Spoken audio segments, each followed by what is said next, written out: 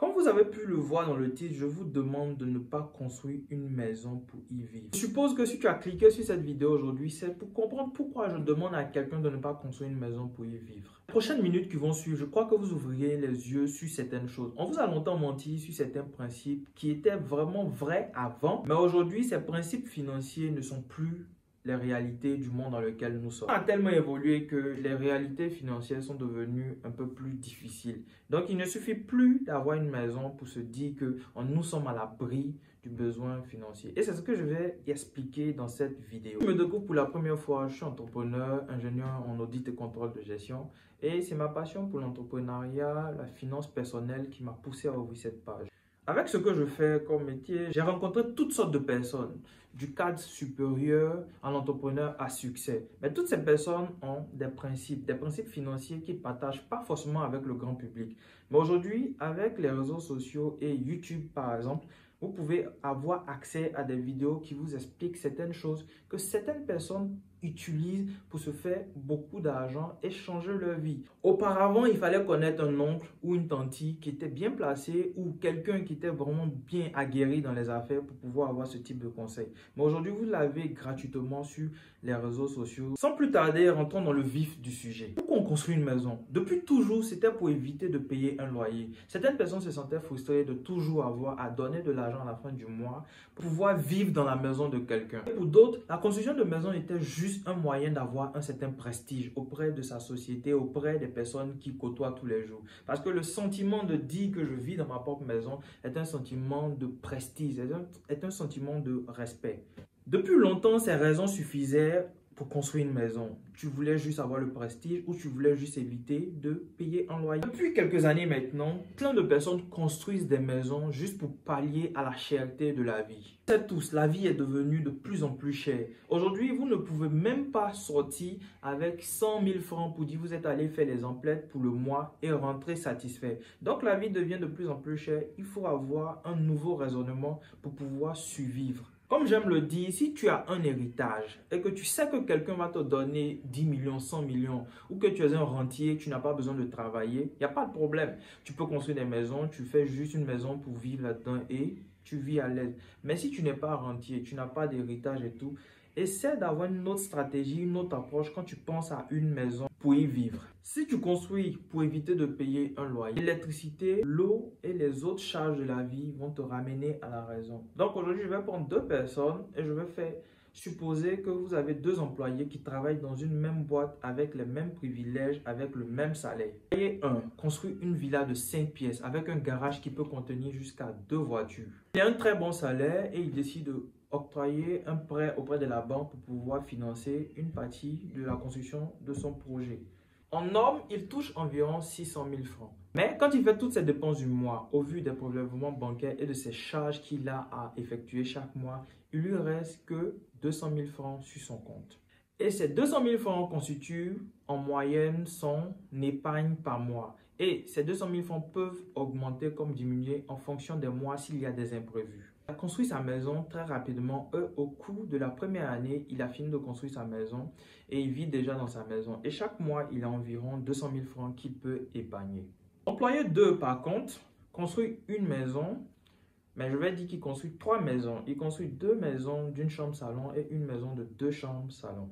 Pour lui, en fait, il ne veut pas déménager parce qu'il se dit qu'il est assez proche de son boulot et les enfants vont à l'école dans les alentours. Donc, il veut rester dans la même maison qu'il loue déjà et mettre toutes ces maisons, ces appartements qu'il a construits, ces 3 appartements qu'il a construits en location. Pour le même salaire, il a environ un loyer de 120 000 francs. Et quand on fait l'agrégat de toutes ces dépenses mensuelles, il se retrouve avec 80 000 francs d'épargne. Retenez qu'à l'intérieur de ces 600 000 francs, il y a aussi des prélèvements bancaires qu'ils sont obligés d'effectuer parce qu'il a aussi pris un prêt. Donc au final, il lui reste 80 000 francs.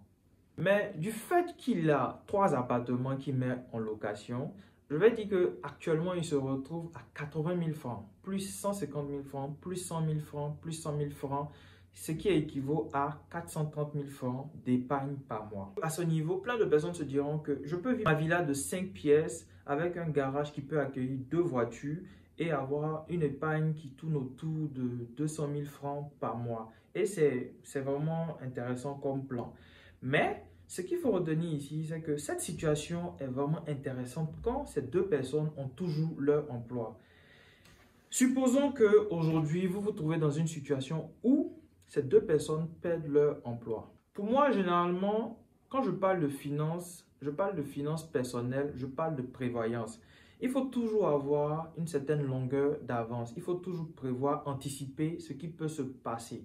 Je disais auparavant que si vous savez que vous n'avez pas un gros héritage, que vous n'êtes pas rentier et que vous n'êtes pas super riche, il faut avoir une meilleure stratégie quand vous pensez à construire votre maison. Si nous sommes en train de prendre un exemple très palpable, il y a deux personnes qui ont des économies, qui ont décidé de construire une maison. L'un a construit une villa de 5 pièces et l'autre a construit des appartements qu'il met en location. Le premier, employé 1, a des économies d'environ 200 000 francs par mois en fonction des imprévus qu'il peut avoir. Ça peut augmenter comme diminuer. Et l'autre a des économies d'environ 430 000 francs par mois avec ses appartements. Mais réellement, il loue toujours une maison. Comme vous pouvez le voir sur ce tableau, voilà la situation financière de ces deux personnes à l'heure actuelle. Et comme je le disais, on suppose que ces deux personnes ont perdu leur emploi. Dans la prévoyance, il faut toujours anticiper, j'insiste là-dessus. L'employé 1, il se retrouve avec une villa, mais clairement, il avait un salaire qui lui permettait d'avoir 200 000 francs comme épargne. Maintenant qu'il n'a plus d'emploi, on suppose et on comprend qu'il n'a plus 200 000 francs comme épargne à la fin du mois. Donc, sa situation financière après la perte de son emploi, c'est qu'il a 0 francs comme épargne par mois. Employé 2, avec sa nouvelle situation financière, malgré qu'il continue de louer et qu'on va supposer qu'il a au moins un loyer de 120 000 francs à payer, voilà sa situation financière. Il se retrouve avec une épargne de 230 000 francs par mois.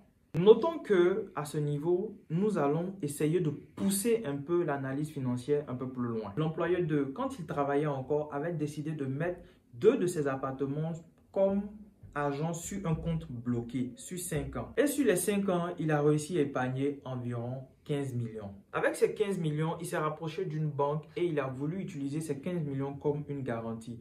En plus de ces 15 millions, il a utilisé 2 de ses appartements qu'il a fait enregistré auprès d'un notaire et il a utilisé ces 2 appartements comme garantie pour avoir un autre prêt. Et cela, c'est tout en étant au chômage. Ce prêt, il a réussi à avoir un nouveau business. Il a réussi à ouvrir un business de poissonnerie. Comme on sait que le poisson thon marche très bien à Abidjan, il a réussi à se faire construire une chambre froide, utiliser cette chambre froide pour stocker son poisson et son tilapia. Si c'est quelqu'un qui aime la restauration, avec une partie de ce prêt, il a réussi à avoir un poulailler. Et de ce poulailler, il a ouvert un restaurant où ils vendent le poisson et le poulet braisé. Avec tous ces investissements, aujourd'hui, même sans emploi, il réussit à retrouver une certaine clarté dans ses finances. Il se retrouve pas mal. Il va subvenir aux besoins de sa famille. Ses enfants continuent d'aller dans de bonnes écoles. Sa femme continue de faire ce qu'elle avait l'habitude de faire. Il n'y a aucune frustration dans leur couple. Rien n'a vraiment changé. C'est juste que maintenant, il a adopté une nouvelle attitude de personne qui entreprend. Je pense que avec ça, s'il veut, il peut continuer à entreprendre ou s'il veut, il peut rechercher un autre emploi et laisser la gestion de ses business à sa femme.